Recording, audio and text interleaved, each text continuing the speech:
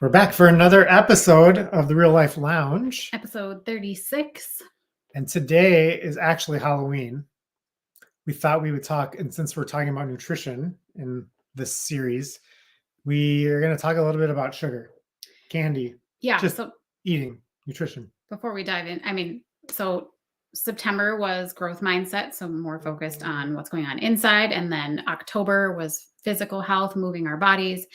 And then we transitioned November into nutrition. So which is following the Real Life Bundle, which are the 9 categories. So we're on nutrition. Okay, so Halloween, Thanksgiving, Christmas, all the things. How do we deal with all of this sugar? It's funny how so many of our holidays revolve around eating sweets. They really do. Yeah. So one of the things that we kind of believe in strongly is not labeling food as good or bad, and not telling our kids that that food is bad, but instead to talk about how food makes us feel, right? Because if we talk about food as fuel and food as nutrition to help run our bodies, then we can talk about what does sugar do, right? Without calling it bad or don't eat that, you can't have that. Because that's also the second part of this, is like not being restrictive. Because I think that gives a lot of like future problems about like not spinning our forbidden kids. foods and then like food as punishment, and then I just did something bad because I ate something that was bad, and just trying to like get away from those types of I don't know, associations, right? Yeah, the mindset, the like kind of diet culture and punishing ourselves for our food choices. We want to keep our kids away from that and help educate them on why they're eating the things they are, and have them pay close attention to how they feel afterwards, right afterwards, the next day, what it does to their digestion, all those things. So we feel like there's kind of 2 parts of dealing with sugar and candy and all the things, especially during holidays. And the first part is trying to find the best alternatives or options that you can. And then the second one is how to actually consume it in a way that's the least has the least impact on your body. Finding those strategies to, if you're going to have it, which we fully believe in moderation and enjoying sweets and treats during the holidays. It's just having those strategies around choosing the best options and then eating them in a way that's most supportive for our bodies. So one of the things that we do really try to avoid are food dyes. So many candies have food dyes that are really not great for us. So what we try to find alternatives and options that do not use those food dyes, and there are plenty out there. Mm-hmm. And there are organic candies, and it's amazing how similar they taste. Like, I think they taste better. Let's say like Skittles or M&Ms or something that don't use food dyes. Last night we got M&Ms at a concert, and I haven't had M&Ms for a long time, and I had just a couple, and I was amazed at how gross they tasted to me. Like, I could tell that they were full of a bunch of artificial stuff.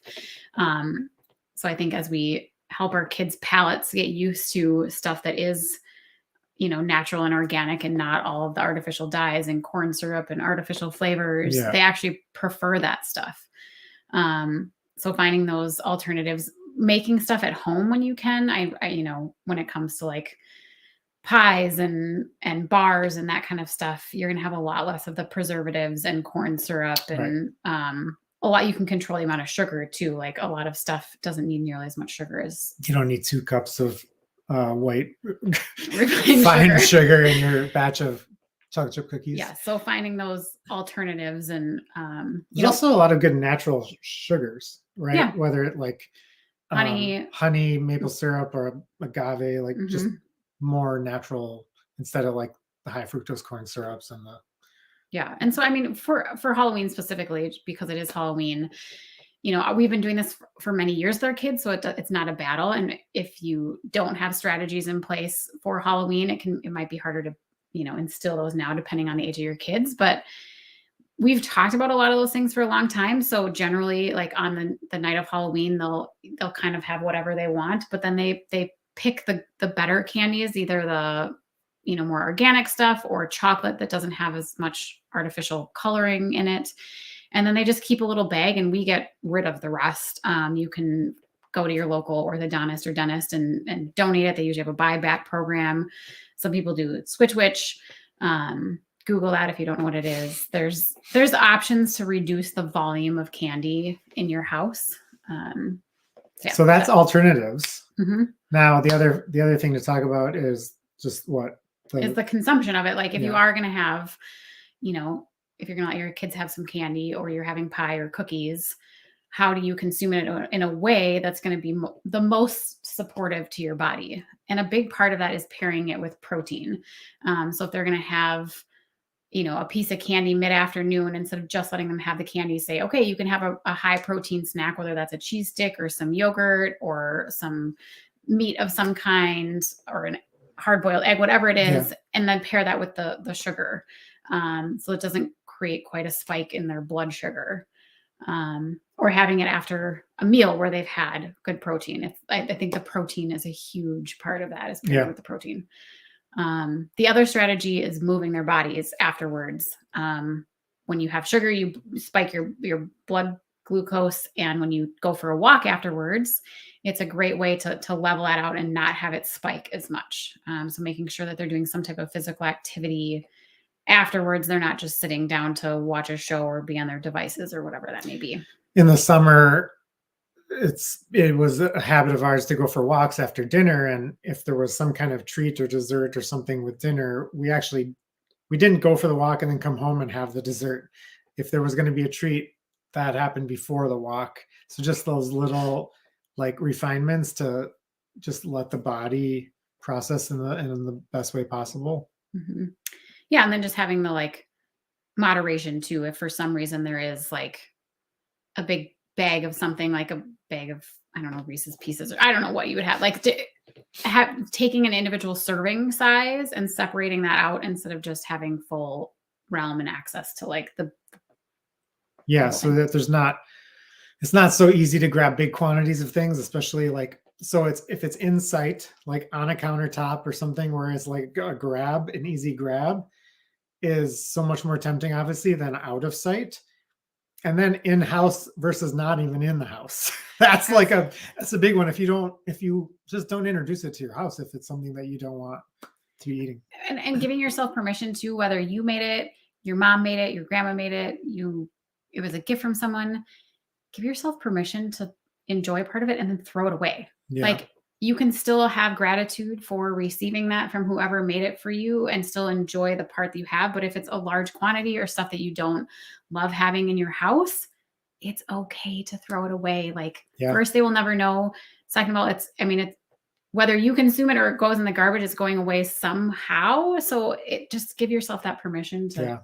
That second half of the pan of brownies, that second half of the batch of cookies, that second half of the cake. Or if you don't want to throw it away, put it in the freezer and save it for another time. That's an option too. Yep. And if you need to do like in Sex and the City and put something over the top of the sweet in the garbage so that you or your kids can't go back in there and like douse it in mustard or something. I mean, I won't say I've never done that. Maybe. Yeah, do what works, I feel like there was one other thing I was gonna add. Oh, I know what it was. So speaking of the walking and making that a habit, we have our fall family quest that is starting tomorrow, November 1st. It's free. You can either comment below and send you the link. Otherwise, the link is in our profile. You just sign up for free, and there's a 30-day gratitude calendar prompt. So you can talk about a gratitude every day as a family, whether that's before bed or at dinner.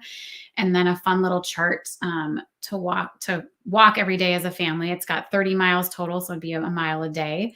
So just a fun way to take care of our minds and our bodies in November while it's getting colder and we're having more sweets and treats and things. So I hope you'll join us. Another tip on the sugar is don't drink sugar. So if you find like a bunch of sugar in juices or obviously sodas, like if you don't drink sugar, then you might be able to eliminate a lot of the sugar intake in your family. All right. Thanks for joining us. Have a great holiday season. We'll obviously be back before the end of it. See you next time.